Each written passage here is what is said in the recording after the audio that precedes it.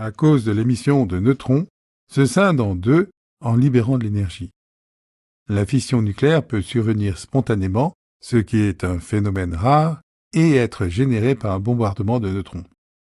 Leo Szilard a découvert que si un atome sous l'effet d'un neutron se scinde en émettant plusieurs neutrons, alors un processus autogène, une réaction en chaîne, se déclenche. L'isotope de l'uranium, dont le nombre de masses est égal à 235, et celui du plutonium, dont le nombre de masses est lui égal à 239, sont les isotopes qui conviennent le mieux pour cela, puisque chaque fission libère de 2 à 3 neutrons.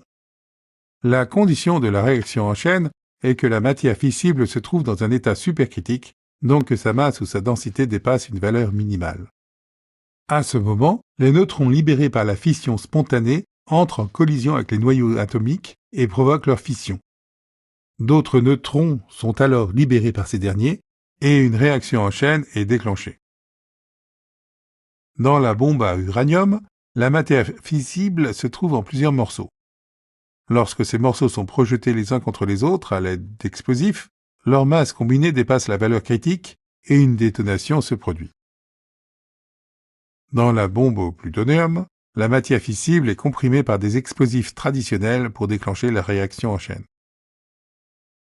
Aux États-Unis, dans le cadre du projet Manhattan, sous la direction de Robert Oppenheimer, des physiciens sélectionnés travaillèrent au développement de la bombe atomique.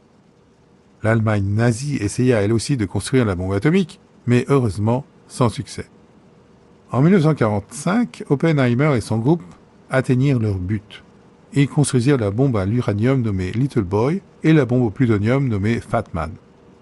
Le 26 juillet 1945, les Alliés adressèrent un ultimatum au gouvernement japonais dans lequel ils le sommèrent de capituler immédiatement sans condition. Après le rejet de l'ultimatum, le 6 août, le Boeing B-29 Super Fortress, nommé Enola Gay, largua Little Boy sur Hiroshima, puis, le 9 août, le Boeing B-29 Super Fortress, nommé Bockscar, largua Fat Man sur Nagasaki. Les deux attaques provoquèrent de terribles destructions avec plus de 300 000 morts.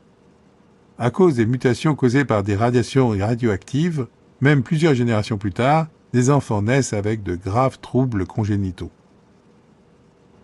L'utilisation des deux bombes atomiques devait mettre le Japon à genoux et le 2 septembre 1945, sur le pont du cuirassé USS Missouri, il signa sa capitulation sans condition.